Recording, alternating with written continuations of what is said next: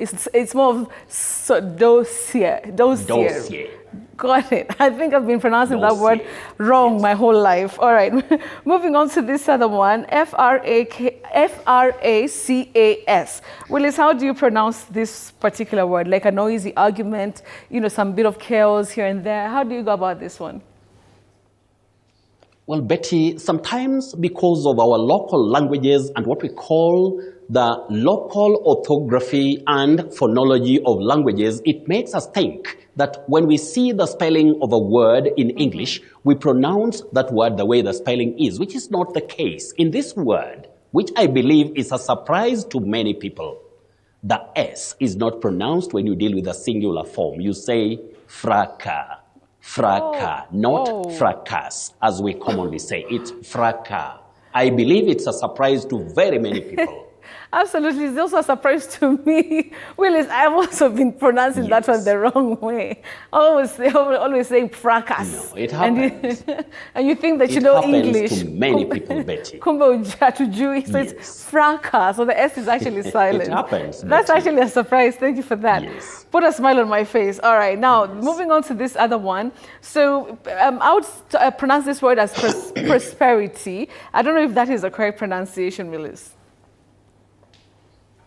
Oh, Betty, it's another common but tricky word in pronunciation. And when we talk about correct or standard pronunciation, we are trying to help those people who are in careers of serious or important communication where the delivery of the intended message is very critical. Now, this word, we have the verb prosper, to prosper. But when you come to the noun form, you talk of prosperity, not prosperity. Parity, no. Parity, yes. Okay, got you. Yeah, I've had a lot of prosperity. So that's wrong. So it's prosperity. Yes, it happens. It happens, Willice, but the fracas has really surprised me. You know, we always say it's fracas. So it happens. But we are learning. Learning is a great thing, Betty. Learning is great because, as I always say, no single human being, not even Willice, can be perfect or spotless. Absolutely. All right, Willice, let me leave the floor for you to talk to us about the words that our lovely audience has sent to you over the week. Yes, for tonight, I'll request our audience or the audiences that normally view our show to bear with me because I'll handle only 4 from our viewers because of time and because of the feeling that I have out of the experiences of the week. Now, we have Edwin Waweru Maina of Ruaka. You say hallowed, hallowed corridors, hallowed, not hallowed, hallowed. Then your second word, you say continuity, continuity. Then we have Carissa Matthias of Mombasa.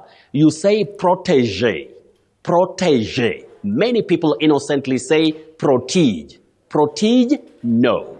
Protege.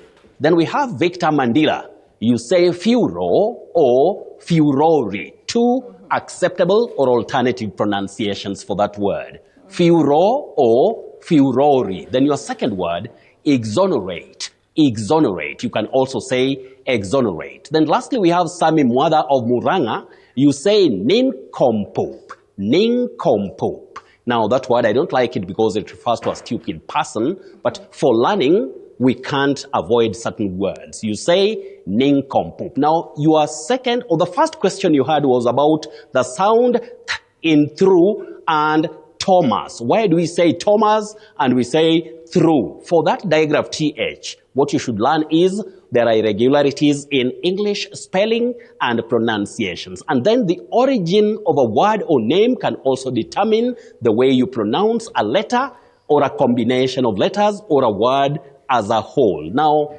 get such points right if you love English. Otherwise, Betty, I want to request our viewers to try this. And as they try this, cappuccino.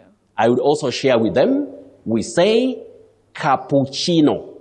Cappuccino. This is a word from Italian, and it refers to a type of coffee that is a type of Italian coffee that is made with that frothy or hot frothy milk. Then we have the word that is a contraction or the short form of does not. It is right here. This is for our surprise word for tonight.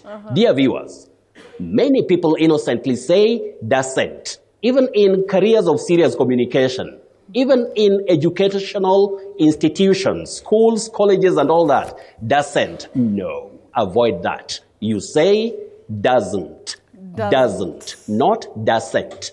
You also say hasn't, not hasn't, wasn't, not wasn't, and all that. Otherwise, for those who have words that they want to share with us, next week I'll give a big list. Because today I've avoided some, but please, you can just send your tricky words using this X handle. My X handle is at Willice Ochieng 1. At Willice Ochieng 1, you can also use at Betty M. Kielo or at TV47 News. And we'll help you to understand the way to pronounce words correctly. Otherwise, as I take you back to Nairobi, I repeat this. Nothing is as great in this world as living like brothers and sisters. Yeah, Betty, absolutely. Well, thank you very much. Thank you, Willice, for that.